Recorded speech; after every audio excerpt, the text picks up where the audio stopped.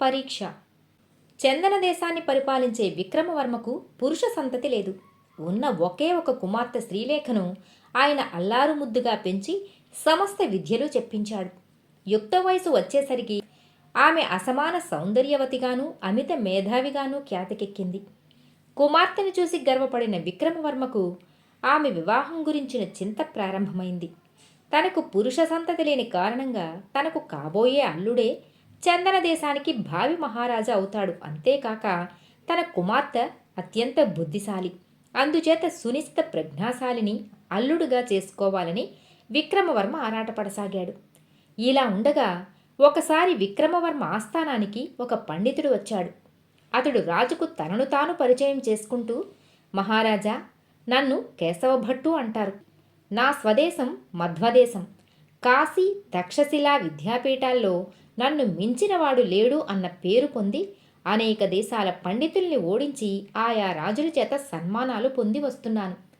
నేను మిమ్మల్ని 3 ప్రశ్నలు అడుగుతాను. వాటికి మీ దేశంలో ఉన్న పండిత పామరులెవరైనా సమాధానాలు చెప్పవచ్చు. సరైన సమాధానాలు చెప్పగలిగితే చెప్పిన వ్యక్తి ముందు శిరస్సు వంచి నమస్కరించి నా బిరుదులు గండపెండేరము ఆ వ్యక్తి పరం చేస్తాను. అలా కాని పక్షంలో నన్ను మీ ఆస్థాన పండితుల చేత పల్లకీలో మోయించి సత్కరించి పంపాలి. ఇందుకు మీకు అంగీకారం అయితేనే చెప్పండి అన్నాడు. కేశవభట్టు అహంకార ధోరణి పండితులకే కాక విక్రమవర్మకు కూడా అసహ్యకరంగా తోచింది. అయినా పైకి ఏమీ వ్యక్తం చేయకుండా, మీ షరతులకు మేము అంగీకరిస్తున్నాం. మీరు 3 ప్రశ్నలు అడగండి. మా దేశస్థులు వాటికి 3 రోజుల్లోగా సమాధానం చెబుతారు అని చెప్పాడు. కేశవభట్టు అంగీకారంగా తల ఊపి ఇలా చెప్పాడు.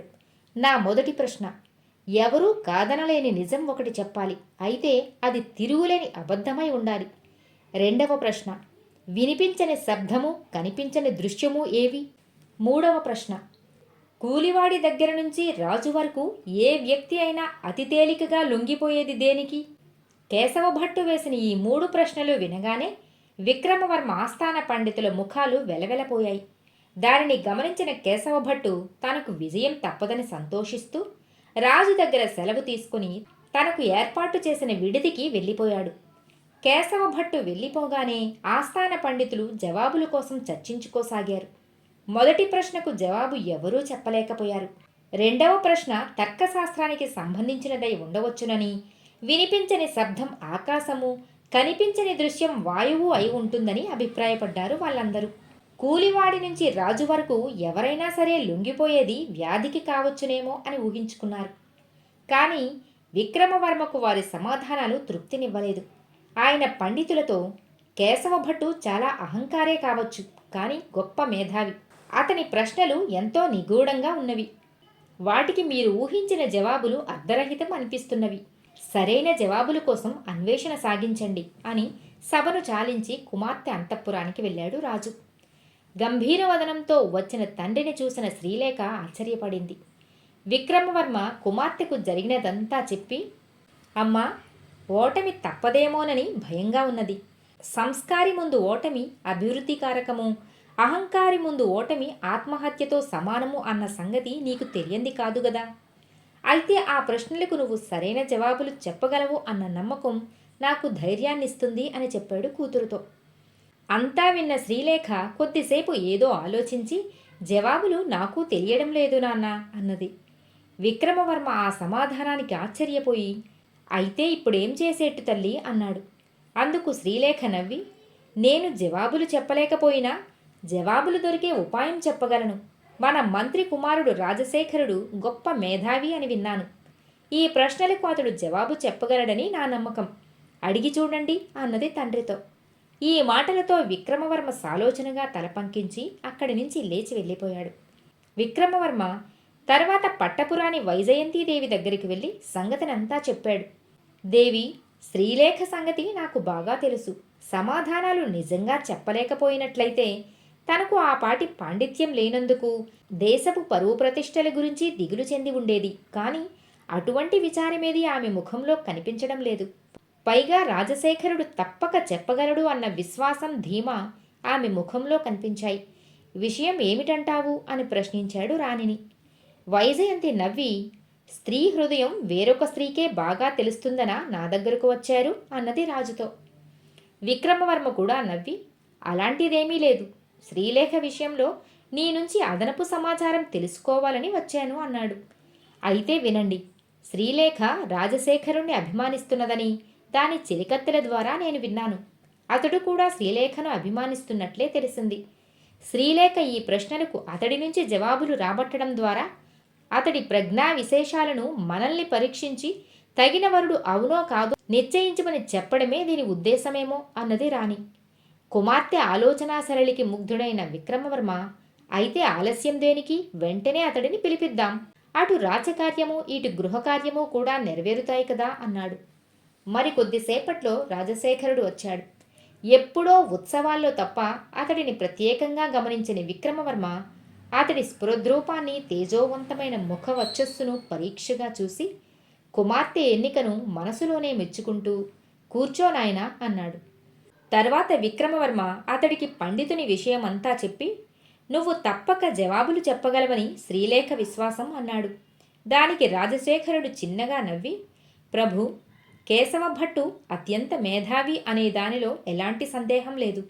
అతడు శాస్త్రాన్ని, కల్పనను, వాస్తవాన్ని తన 3 ప్రశ్నలలోనూ ఇమిడ్చాడు. అతడి మొదటి ప్రశ్న తర్కశాస్త్రానికి సంబంధించినది.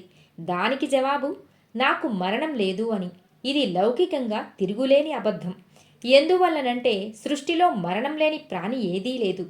అయితే తార్కికంగా అది ఎవరూ కాదనలేని నగ్న సత్యం. కారణం, తర్కబద్ధంగా చెప్పాలంటే నేను అనే పదం ఆత్మకు వర్తిస్తుందే కానీ పాంచభౌతికమైన శరీరానికి వర్తించదు.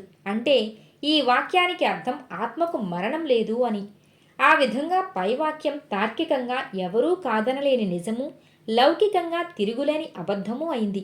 ఇదే మొదటి ప్రశ్నకు జవాబు అన్నాడు.